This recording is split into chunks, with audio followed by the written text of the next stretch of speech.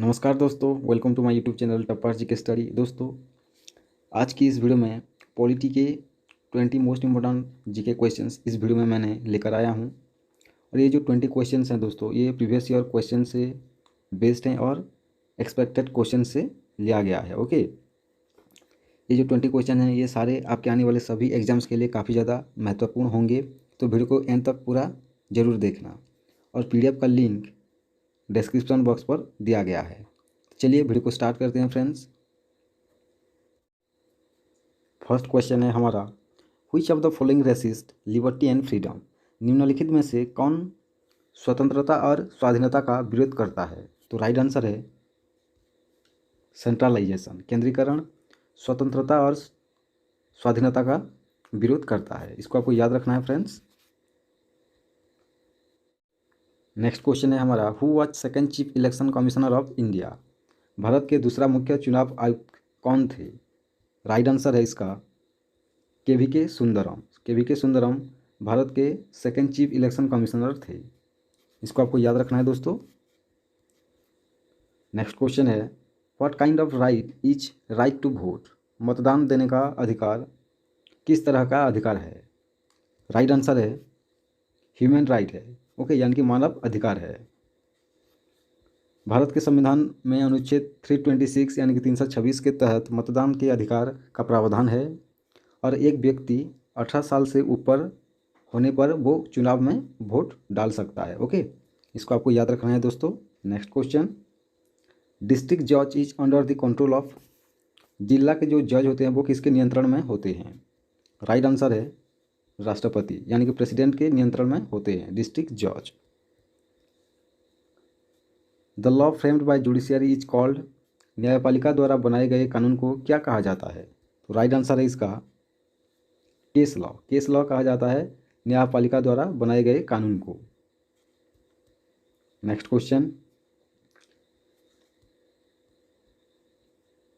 The number of parliamentary seats of Gujarat is?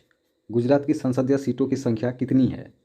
तो इसका सही उत्तर है 26 गुजरात की संसदीय सीटों की संख्या है। गुजरात भारत के 9 तटवर्ती राज्यों में से एक है और लोकसभा की सीट संख्या 26 है गुजरात की, और राज्यसभा में 11 सीटें हैं। इस सीटों को आपको याद रखना है दोस्तों, क्योंकि एग्जाम्स में पूछा जाता है। Question 7, who is not member of any of the 2 houses of our country?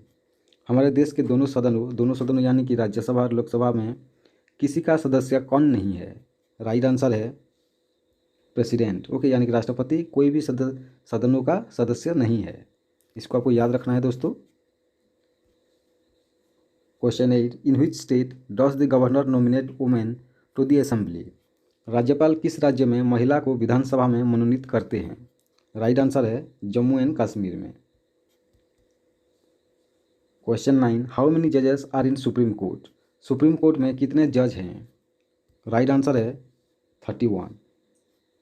1 chief justice रहता है, ओके, और 30 अदर जजेस हैं फिलहाल, ओके, एट प्रेजेंट में हमारे सुप्रीम कोर्ट में, तो टोटल 31 हुए। ओके, तो राइट आंसर है 31। Question 10, when was the Indian navy act passed? भारतीय नौसेना अधिनियम कब पारित किया गया था? राइट आंसर है 1927 में, 1927 में पारित किया गया था। Question 11, how many maximum terms a person can serve as prime minister of India? कितने अधिकतम बार एक व्यक्ति भारत के प्रधानमंत्री के रूप में सेवा कर सकता है? राइट आंसर है इसका नो लिमिट, यानी कि कोई सीमा नहीं है। अगर कोई व्यक्ति चुनाव में जीत रहा है तो वो प्राइम मिनिस्टर बन सकता है। ओके, इसका कोई लिमिट नहीं है। Question 12, what is the meaning of state in the constitution? संविधान में राज्य का अर्थ क्या है?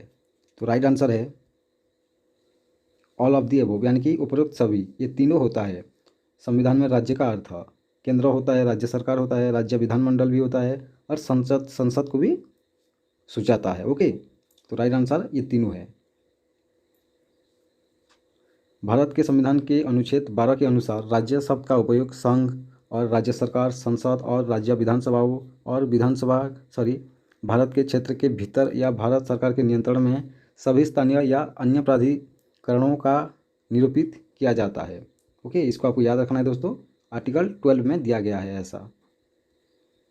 Question 13, within what period the parliament has to approve financial emergency declare by the president.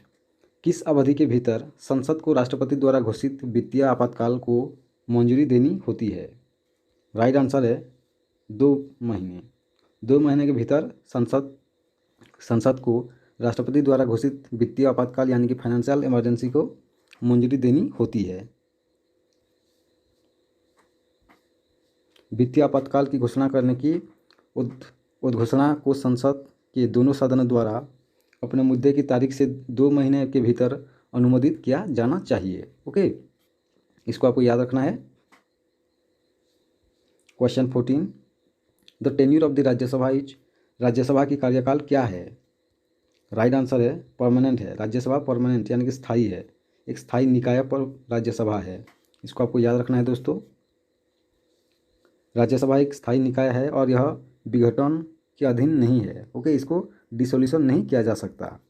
हालांकि 1/3 सदस्य यानी कि 1/3 मेंबर्स दूसरे साल रिटायर होते हैं और उनकी जगह नवनिर्वाचित सदस्यों को लिया जाता है।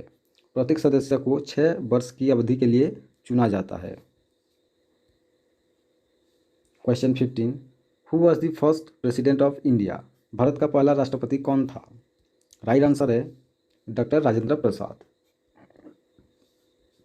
Question 16, the union executive of India consist of, Bharat की संघकरणी कार्यकारिणी में कौन कौन शामिल होते हैं?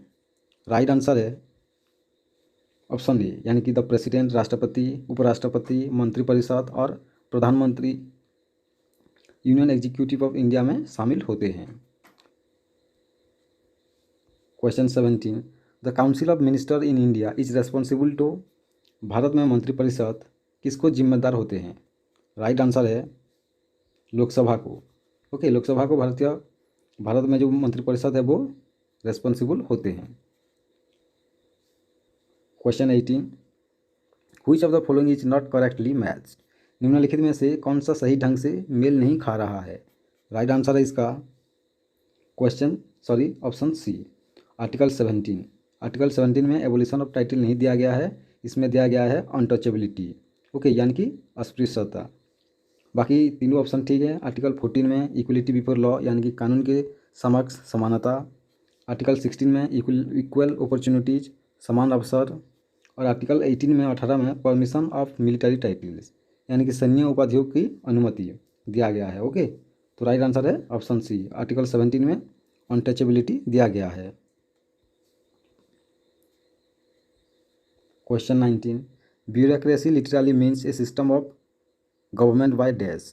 नौकरशाही का शाब्दिक अर्थ है सरकार की एक प्रणाली, डैश है, डैश प्रणाली है ब्यूरोक्रेसी। राइट आंसर है ऑफिशियल्स की यानी कि अधिकारियों की एक प्रणाली है ब्यूरोक्रेसी। इसको आपको याद रखना है दोस्तों। क्वेश्चन 20 और आज का हमारा last question, the phrase equality before law used in article 14 of Indian constitution has been borrowed from, यानी कि जो भारतीय संविधान के अनुच्छेद 14 में इस्तेमाल कानून से पहले समानता वाक्यांश कहाँ से लिया गया है? तो राइट आंसर है इसका दोस्तों ब्रिटेन से लिया गया है, इक्वलिटी बिफोर लॉ। ओके,